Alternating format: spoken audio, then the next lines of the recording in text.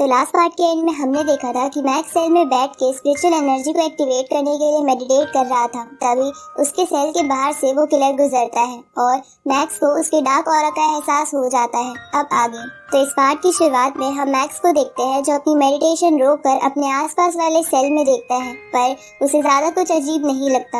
अगले दिन मैक्स जब ब्रेकफास्ट के लिए जेल की कैंटीन में जाता है तो उसे वहाँ वो किलर बैठा दिखता है, जिसमें से उसे वैसा ही ऑरा महसूस हो रहा था, पर मैक्स इस बात पर ध्यान नहीं देता। तभी मैक्स के पास उस किलर के चेले आ जाते हैं और उसे धमकाने लगते हैं। ये देखकर मैक्स समझ जाता है कि ये लोग उस किलर के चेले हैं और वो किलर उसे मारना चाहता है। इसलिए मैक्स उन चेलों से एक साथ अटैक करने को बोलता है, जिसके बाद वो लोग मैक्स को पीटने की कोशिश करते हैं, पर मैक्स उन सबको एक एक कर बेहोश कर देता है। ये देखकर वो किलर मैक्स से कहता है कि मैं तो तुम्हें कमजोर समझ रहा था, पर तुम तो एक काबिल लड़के हो। इसके बाद वो किलर चाकू से लगातार मैक्स पर अटैक करने की कोशिश करता है, पर मैक्स उसके हर अटैक से बच जाता है। तभी वो किलर चकमा देकर मैक्स के पीछे आके उसे चाकू मारने की कोशिश करता है, पर मैक्स उसे नीचे गिरा देता है। पर वो किलर फिर से खड़ा होकर मैक्स की ओर चाकू फेंकता है, पर मैक्स अपनी नई स्पिरिचुअल पावर की मदद से उन चाकुओं को अपने से दूर कर देता है। लेकिन अचानक से माइंड पर प्रेशर डालने की वजह से मैक्स के सर में दर्द होने लगता है। तभी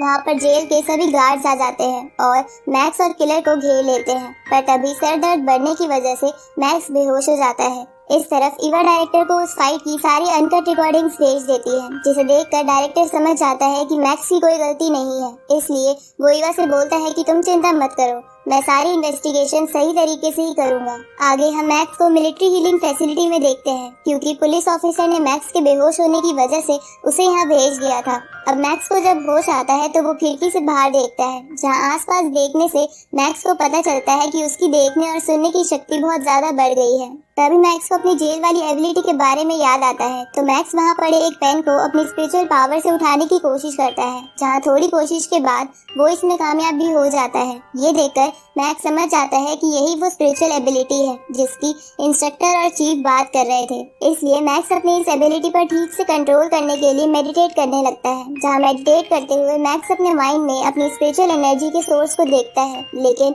तभी उसे फिर से सर दर्द होता है। ये देखकर मैक्स समझ जाता है कि वो अपनी करंट बॉडी से ज्यादा स्पिरिचुअल पावर को इस्तेमाल नहीं कर सकता, इसलिए उसे अपनी बॉडी की फिजिकल स्ट्रेंथ को बढ़ाना होगा। आगे मैक्स से डायरेक्टर मिलने आता है और उसे बताता है कि किसी ने उस फाइट की रियल फुटेज हमें भेज दी थी, जिससे हमें पता चल गया है कि तुम्हारी कोई गलती नहीं है, इसलिए तुम यहाँ से जा सकते हो। ये सुन के मैक्स सोचता है कि उसे उस बंदे को थैंक्स बोलना होगा जिसने उसकी मदद की है। तभी डायरेक्टर मैक्स को बताता है कि जिन कैदियों ने तुम पर सेल में हमला करा था उन्हें तुम्हें पीटने के लिए किसी ने ऑर्डर्स दिए थे।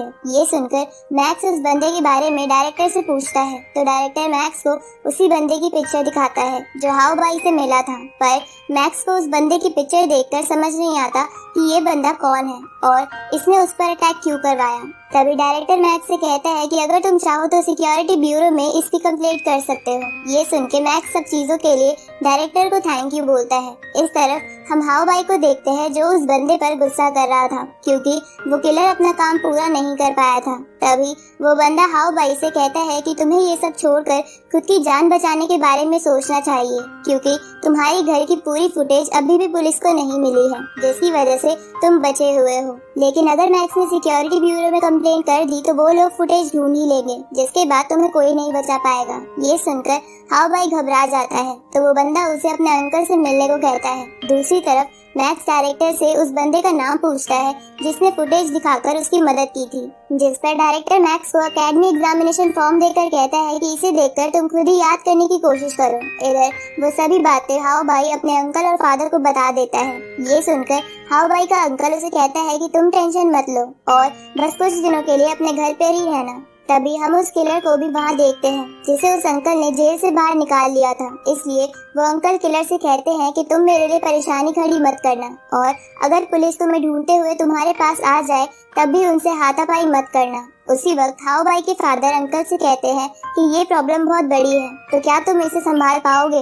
ये सुनकर अंकल हाउ बाई के फादर से कहते हैं कि हाँ, वो इसे मैनेज कर लेंगे, और अगर मैक्स ने कुछ और करने की कोशिश की तो वो उसे भी रास्ते से हटा देंगे। इस तरफ मैक्स को वह एकेडमी फॉर्म देकर समझ आ गया था कि ईवा ने ही उसकी मदद की थी, इसलिए वो रेडार के पास ईवा से मिलता है और उसे इन सब चीजों के लिए थैंक यू बोलता है। ये सुनकर ईवा प्यार से मैक्स की आंखों में देखने लगती है और उसे कहती है कि इसकी कोई जरूरत नहीं है, मुझे विश्वास था कि तुमने कुछ गलत नहीं किया होगा। इसके बाद ईवा मैक्स को सूडो प्रैक्टिशनर एग्जाम पास करने के लिए थैंक यू बोलती है, जिस पर मैक्स ईवा से कहता है कि मैंने अभी सूडो प्रैक्टिशनर एग्जाम पूरी तरीके से कंप्लीट नहीं किया है क्योंकि मेरा एक और एग्जाम अभी भी बाकी है।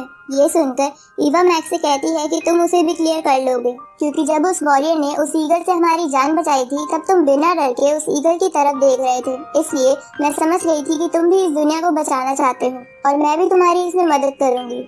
अब हम कुछ दिनों बाद का समय देखते हैं जहाँ जिज्ञान हॉल के डायरेक्टर को एक वॉरियर मैक्स के सूडो एग्जाम की क्लिप भेजता है, जिसे देखकर वो डायरेक्टर हैरान हो जाता है। इस तरफ हम मैक्स को देखते हैं जो चीफ के साथ लड़के अपनी प्रैक्टिस कर रहा था क्योंकि कल उसका सूडो प्रैक्टिशनर का मेन एग्जाम है। अब वो चीफ मैक्स से कहता है कि इतने दिनों में तुम्हारी स्ट्रेंथ बहुत ज्यादा बढ़ गई है, इसलिए ये बहुत हाई चांसेस है कि तुम कल के एग्जाम में पास हो जाओ। जिसपे मैक्स चीफ से कहता है कि पर मुझे अभी भी अपनी स्पीड अच्छी नहीं लग रही है क्योंकि जब मैं आप पर अटैक कर रहा था तो आप बिना हिले भी मेरे अटैक से बच पा रहे थे। ये सुन के चीफ मैक्स से कहता है कि ऐसा मैं एडवांस बॉडी टेक्निक की वजह से कर पा रहा था। तो मैक्स उनसे इसके बारे में पूछता है, जिसपे वो मैक्स को बताते हैं कि एडवांस बॉडी टेक्निक एक ऐसी टेक्निक है जिसमें एक वॉरियर सामने वाले के मूव को प्रिडिक्ट करके जल्दी से अपनी चाल चलता है और सभी प्रैक्टिशनर्स में ये टेक्निक अलग अलग लेवल पे पाई जाती है, जैसे elementary level, advance level, perfection level and full awareness level. जिसमें सोल्जर प्रैक्टिशनर जो प्लाज्मा वेपन की मदद से लड़ता है वो आराम से advance level of body technique पर पहुंच जाता है। ये सुन के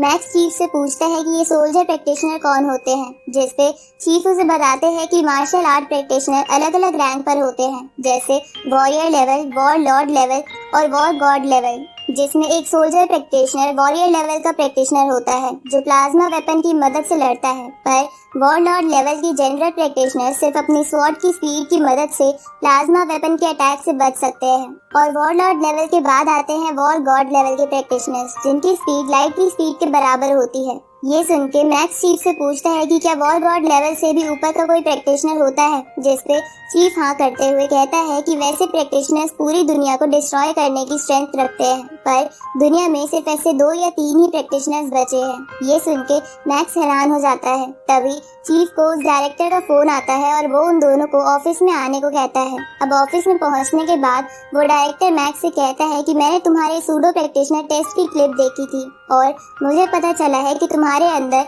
स्पिरिचुअल फ्लो है, जिससे मैक्स हाँ करते हुए कहता है कि मुझे भी इसका थोड़े दिन पहले ही पता चला है। इसके बाद वो डायरेक्टर मैक्स को जिज्ञान हॉल ज्वाइन करने के लिए कहता है क्योंकि वो मैक्स की एबिलिटी जान गया था। साथ ही वो मैक्स को जिज्ञान हॉल ज्वाइन करने के बदले एक बड़ा विला और 20 मिलियन की सैलरी ऑफर करता है। ये सुन के मैक्स इसके लिए मान जाता है। इसके बाद वो डायरेक्टर वहाँ से चला जाता है, जिसके जाने के बाद मैक्स चीफ से पूछता है कि ये डायरेक्टर कौन है, जिसपे चीफ मैक्स को बताता है कि जिज्ञान हॉल के 3 डायरेक्टर हैं और उनमें से ही ये एक है। साथ ही इसकी पोजीशन इस कंट्री के प्रेसिडेंट से थोड़ी सी नीचे है। ये सुन के मैक्स हैरान हो जाता है। आगे मैक्स अपने पेरेंट्स को लेके अपने नए विला में शिफ्ट हो जाता है, जिसे देखकर उसका भाई बहुत खुश हो जाता है। साथ ही मैक्स के पेरेंट्स को भी उस पर गर्व था।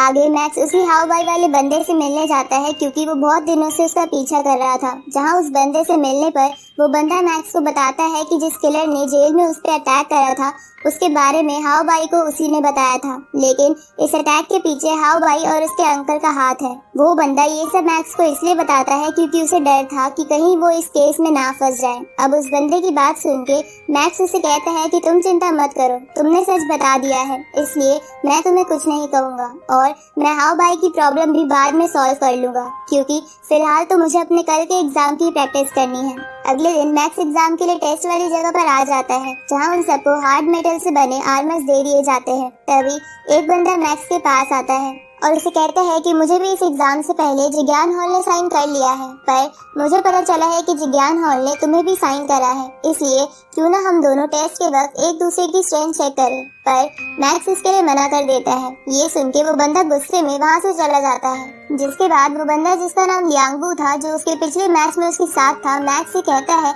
कि अगर तुमने साइन करा है तो जरूर तुम्हें कुछ काबिलियत होगी, इसलिए हमें टेस्ट के वक्त अपनी काबिलियत जरूर दिखाना। दूसरी तरफ हम हाउ बाई के अंकल को देखते हैं, जो एक फेक परमिट दिखाकर उसी टेस्ट साइट के अंदर चला जाता है जहां मैक्स का टेस्ट होने वाला था।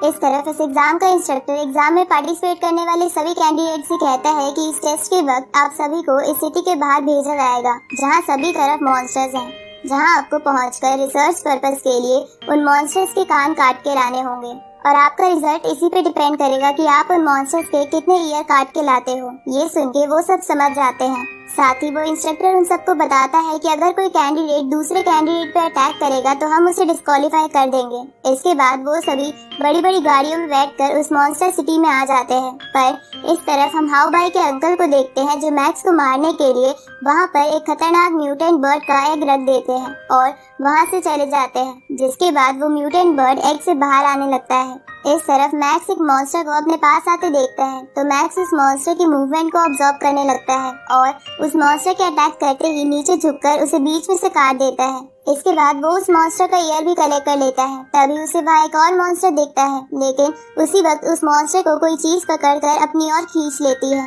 ये देखकर मैक्स हैरान हो जाता है और उस तरफ जाता है जहाँ उसे पता चलता है कि एक डी क्लास गोल्डन क्रो उस मॉन्स्टर को खा रहा है। इधर उनके एग्जाम को देख रहा वो डायरेक्टर भी शॉक हो जाता है कि इस मॉन्स्टर सिटी में पहले तो आज तक एक डी क्लास मॉन्स्टर नहीं दिखा, पर आज भी कहाँ से आ गया। तभी पिछले मैच का इंस्ट्रक्टर उस टेस्ट को रोकने के लिए कहता है, पर डायरेक्टर इसके लिए मना करवा देता है क्योंकि उसे देखना था कि वो सब ऐसी सिचुएशन को कैसे हैंडल करेंगे। और यहीं पर ये पार्ट खत्म होता है।